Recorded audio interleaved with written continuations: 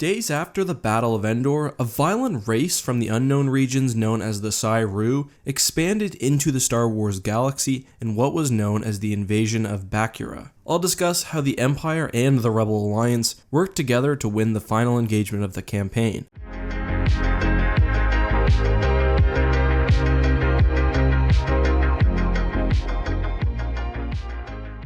The Ssi-Ruu were a brutal saurian species who relied largely on a unique technology known as entekment, which drained energy from living beings, which was used to power their ships and weaponry. With the death of Emperor Palpatine at the Battle of Endor, they attacked the galaxy at large, first targeting the planet Bakura. Bakura, which was under control by the Empire, had to face off against a scout fleet comprised of 5 cruisers, some smaller ships, and a complement of droid starfighters. The defensive fleet, although overwhelmed, was able to push the Ssi-Ruu into a temporary retreat. However, fearing an invasion from the full Ssi-Ruu military, Imperial leadership on the planet sent a distress call to the Death Star 2 and Imperial Center on Coruscant. The New Republic, or technically the Rebel Alliance on this point, were still on Endor after the destruction of the Death Star 2. They sent a small task force led by Luke Skywalker to help protect the planet as a means to generate goodwill in the new wannabe government. Specifically, Luke was put in command of a Quasar-class carrier, a CR-90, 5 DP-20s, the Falcon,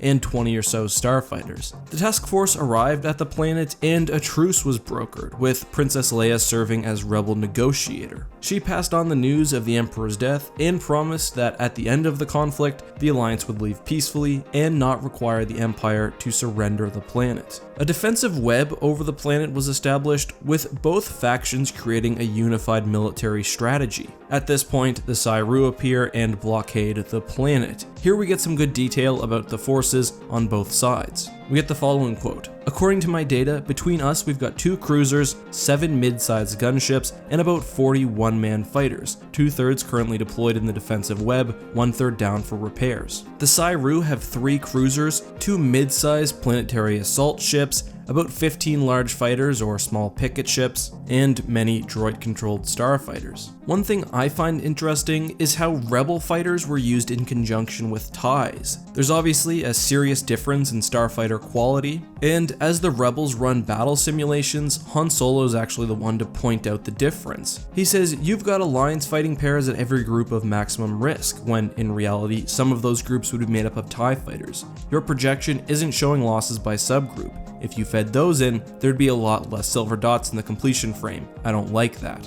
Basically, what he means is the projections don't take into account the fact that TIEs are much less effective. In noting this, Alliance fighters are placed in areas where they can do the most damage. Under the guise of a diplomatic meeting, Luke Skywalker is kidnapped by the Ssi-Ruu, who had secretly been working with the traitorous Imperial Governor Nurez and hoped to use Skywalker to power their entekment technology. As a cover for their escape with the Jedi, the Ssi-Ruu also at this point attacked the Bakuran defense grid. With attention elsewhere, the Ssi-Ruu and the captive Skywalker successfully docked with the Ssi-Ruu flagship, the Ssi-Ruuk. Luke of course was able to free himself and managed to cause major havoc across the ship, ruining Ssi-Ruu battle tactics. So things were already going fairly poorly for the aliens. The Rebels and Imperials also seemed to be better tacticians, and a fighter squadron made up of the Falcon, Rebel starfighters, and several TIEs were able to destroy a cruiser, while the Empire destroyed another by ramming it. As this was happening, Luke made his way towards the flagship's bridge, turning its weapons against friendly cruisers. The Ssi-Ruu were very quickly now totally disorganized and defeated. Most ships still left retreated relatively quickly. But that wasn't all, and this is where the battle took on a new dimension. The Empire, seeing an excuse to take out Skywalker and the Ssi-Ruu flagship, began to move their ships into position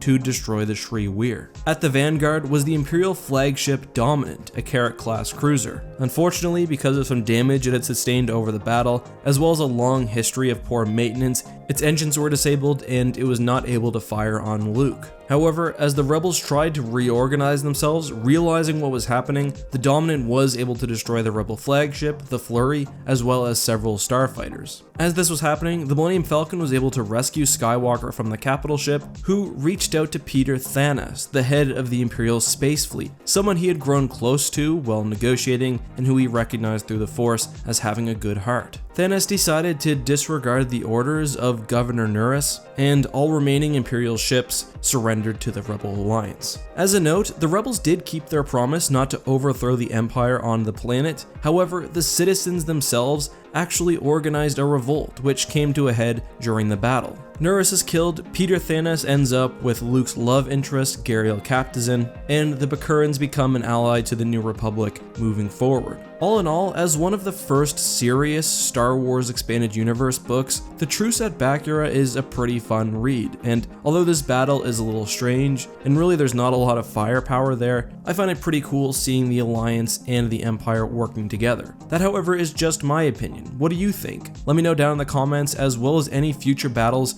you'd like to see me cover. Anyway guys, thank you so much for watching. As always, this has been EckhartsLadder. May the Force be with you.